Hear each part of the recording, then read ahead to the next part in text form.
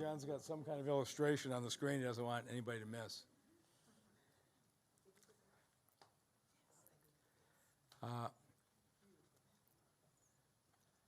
And another one of our, we should have all 9 of the council people here today. It's a good day. All right, well, good afternoon. This is another great day in the city of Detroit. A year ago, we announced investment-grade credit ratings. We passed out black ink. This year, Moody's has given us our 11th straight credit rating upgrade. 11 years in a row, and we're now up to Baa1.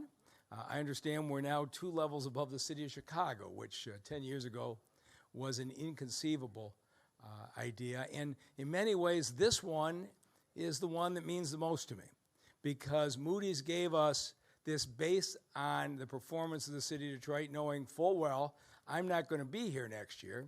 They're doing this because of the long-term performance of the city, and they offered a positive outlook, which means the city of Detroit expects a 12th credit rating upgrade next year. This is what happens when the mayor and council, for 12 straight years, have been committed to balancing the budget, setting aside reserves, and making sure that we were thinking about the long run and not the short run. A few things that I want to talk about, and one of the things Moody cites is that the council has set aside $500 million reserves. And I want to talk about this because I've seen some media coverage that hasn't been accurate, and I'm hoping those of you who cover regularly will correct it. But I have seen in the course of this mayor's campaign, and even in standard media coverage, a suggestion that the city of Detroit is going to be facing a financial crisis in the next couple of years because pension payments are coming due. No, the pension payments came due 2 years ago. We started paying them in 2024. That's when Moody's gave us a double upgrade last year. The city of Detroit is handling the pension payments without any difficulty. I've heard people suggest, including a relatively reputable newspaper, that said that we could be facing a financial crisis because we've been getting by on federal money that's not going to continue. Nothing could be more false. The city of Detroit was one of the few cities in America when we got the American Rescue Plan money that did not use our money to balance the budget. Every single thing that this council adopted was to build long-term improvement for the city. We used that money to put roofs on 2,000 homes to stabilize the neighborhoods. We used that money to build out rec centers and parks, including the Joe Louis Greenway, which is raising the property values for years to come. We used that money to build thousands of new housing units, including Lee Plaza and the Fisher 21 plant. They aren't even online yet, but as people move in, they will be growing this city for years to come. There is no reason to think that the lack of federal money or my presence is going to matter. And if there was any doubt of that, I have to read you a little bit of this report that they wrote. It made it sound like I'm not going to be needed around here anymore. But here's what Moody wrote. The outlook is positive. They're talking about outlook for next year because of the growing likelihood that the city will build and maintain its financial resiliency, and that its renewed tax base and revenue growth will help offset any cost pressures. The city's tax base has more than doubled in the last 5 years. The reason we are in good shape is because the income tax revenues, the property tax revenues have doubled. It wasn't any infusion of one-time money. It was long-term planning by the mayor and council. And it says that growth was fueled by ongoing development and the recent appreciation of residential property values. Also, the city adheres to strong governmental practices that have enabled it to maintain consistently robust reserves over the past decades, even during periods of heightened uncertainty like the pandemic. This has been something that the team has worked on, and I want to thank our CFOs. And today you're going to hear from Tanya Stoudemire, and before her, Jay Rising, and before him, Dave Masseron, going back to the beginning. But we have managed this very well. And the team of John Naglick and Nikhil Patel and all of the folks in the city's finance department. We wake up every day thinking about leaving the city of Detroit financially strong for the long run. This is, without a doubt, the financial report that I've seen in the last 12 years that has made me the happiest. This city continues on the road that it's on, and there are going to be a number of bright years ahead. And with that, I want to turn it over to our current leader. She was the budget director before she became the deputy chief financial officer and then the chief financial officer, Tanya Stoudemire. Good afternoon. So my remarks will be brief because the mayor pretty much said everything. But Moody's credit opinion validates everything that we have been saying. The city's finances are resilient. We are on track for a solid performance. And in case there is an economic slowdown, we have robust reserves. So we feel that we are in an excellent position in order to continue on this road to prosperity in the city of Detroit. Thank you.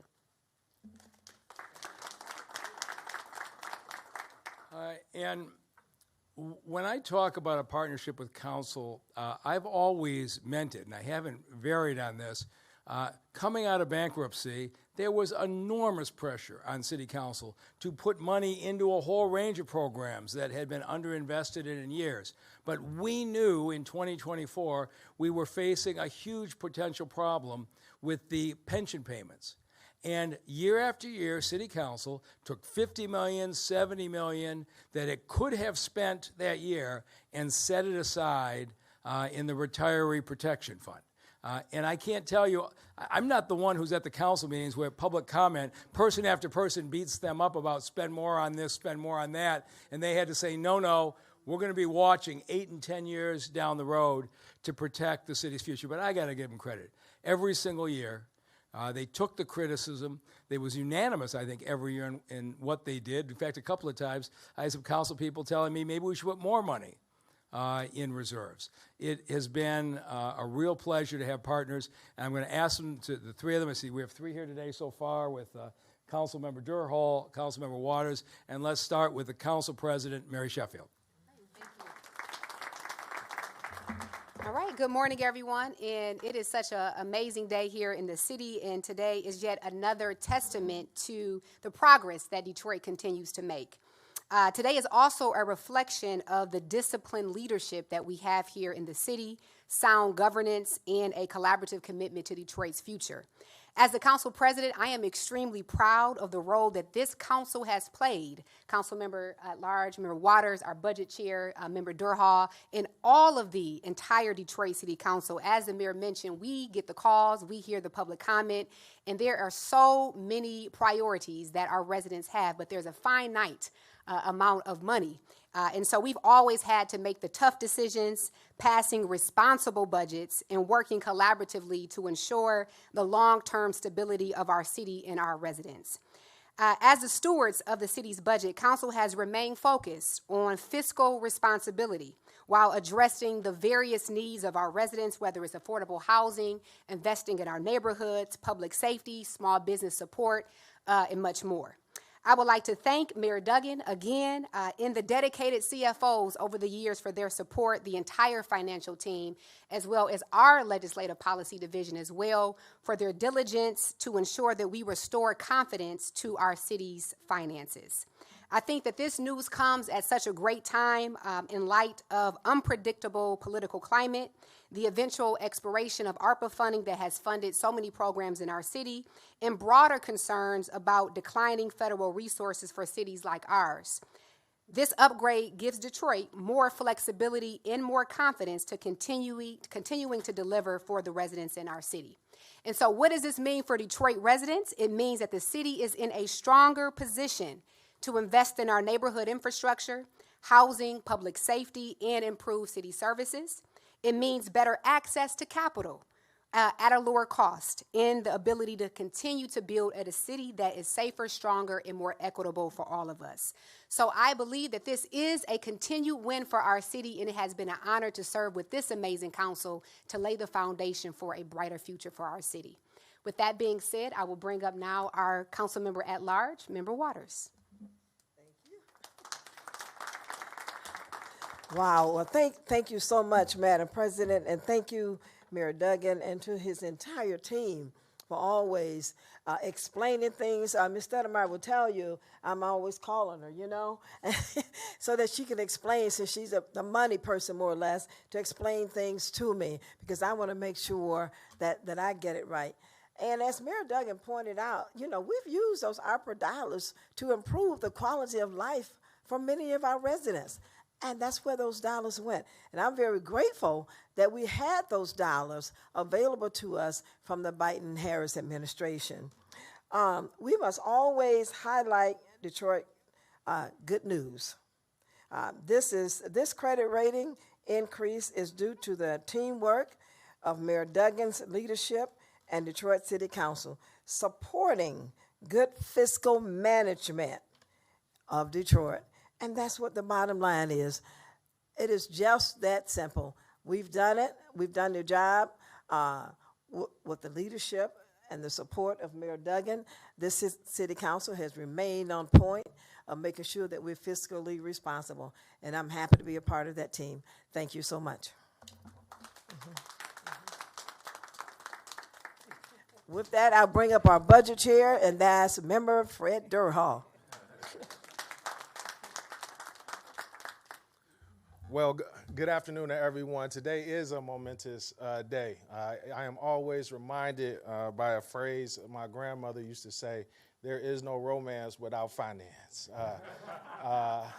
And today, we surely can be in love with the progress that the city of Detroit has made, emerging from one of the largest municipal bankruptcies in U.S. history, not having the ability to pay our bills on time, and owing folks. And now today, the triple credit rating upgrade that states we can pay our bills, we can pay our creditors, we can pay our employees, and we can continue to move this city forward. I do want to thank Mayor Duggan as well as his entire team for their leadership, particularly the Office of Chief Financial Officer for their steadfast leadership. It is not easy to say no at times, but that type of leadership and that type of discipline has led us to where we are today. In the future, we will have the ability to invest in more neighborhoods. We will have the ability to invest in our infrastructure, and we will have the ability to invest in our very residents, some who stuck and stayed when everyone asked who was going to be the last person to turn the lights out. So today is the day that says we got the lights on. We are moving this city forward. We will continue to do it, remain fiscally stable, fiscally responsible for generations to come to ensure that our city stays strong. So congratulations to us as a city. Congratulations to Mayor Duggan and his team, as well as the great members of Detroit City Council who made this possible today. Thank you. All right, and also thank you to our first CFO, John Hill, who took us out of bankruptcy and then went on to bigger challenges in Puerto Rico, and to all the department heads here who started out managing on very tight budgets and have built the services in a way I think we're all proud of. And with that, we'll take any questions.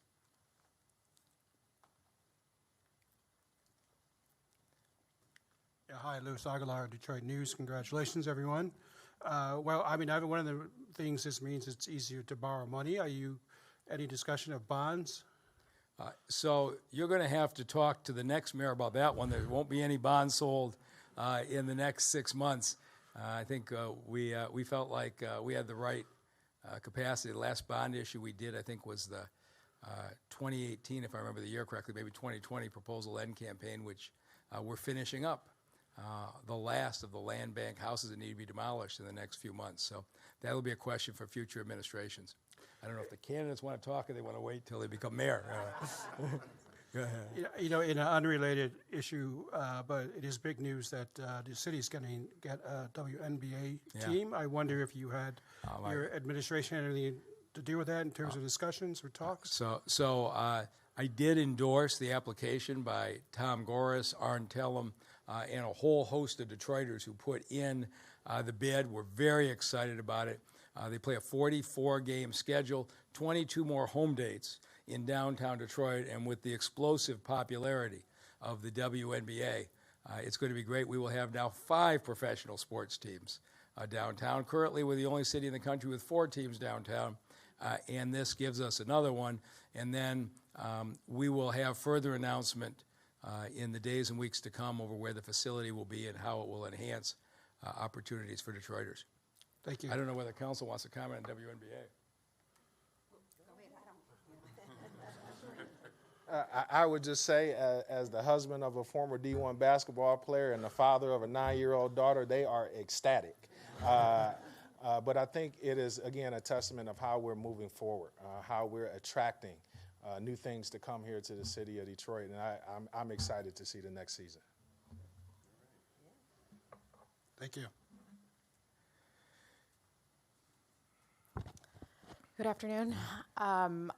A lot of people, and this could be a stress response from the past, are afraid of another bankruptcy. And so, especially with this next administration, and should they worry?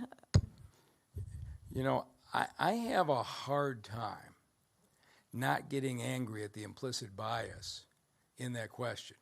You're talking about a city that's had 12 straight balanced budgets, a city that last year led the state of Michigan in population growth, one of the top 100 cities in America in population growth, has been leading the country over the last couple years in growth in property values, and now the most respected rating agency in America gave us an 11th upgrade and projects a 12th upgrade last year. There are people who have motives to cause people to have fear. But as you've seen, I had 9 partners on council. And if this city continues to manage its finances, but just think about what hasn't even come online yet. You got the 2nd tallest building in America going up at the Hudson site. It's not even going to be complete for another year or so. We have the first convention hotel attached to the convention center, rising on the riverfront. We got 400 apartment units being built in Fisher 21, another 100 being built in Lee Plaza. I can take you across the city. None of those projects have come online, and that's why Moody says that they believe that the growth in revenues will provide resiliency for year to come. So I would say don't worry too much about the people who are always running down the city of Detroit. Pay attention to the national experts, and I hope people in this room will correct it when there are those who call them out. And you know, I'm happy not to be participating in the mayoral debates this year, but there's a couple of times I would have liked to step in and say what they're saying is like totally not true when they're talking about the city's financial future. But these folks seem to be handling it just fine on their own. To be clear, that question comes from voters in the community I've been interacting with as the election goes on. And so that's the point of this, is it's your job to educate, but there's no factual basis. And that's why this Moody's thing is so important. I know there are people who are concerned about what happens next year. And as I've tried to point out over and over, like pointed out in the State of the City speech, this progress has been a team effort, and there's every reason to believe Detroit's going to have really good years to come. And if a year from now I'm in a place to help the city even further, it'll be even better. And in the report, there was a mention of concerns about social risks like unemployment, poverty, population. Right. How much will that affect these ratings, if any, at all? Again, that's every city in America, right? I mean, what's going on in Washington right now, what effects is going to have on the economy. But the interesting thing about it is there's nothing unique about Detroit anymore. We've got the same problems as every other city. I take you back 12 years. Other cities didn't have 47,000 abandoned houses. Other cities didn't have half their street lights out. Other cities didn't have an hour wait for the ambulances to show up. Now I'm going to turn a city over that's got 1,000 abandoned houses, got all of the large abandoned commercial buildings, including the Packard plant down, and has got growth. So Detroit's going to face the same challenges as every other big city in America, and we work really hard to have that challenge. All right, thank you. Anything else? All right, thank you all very much.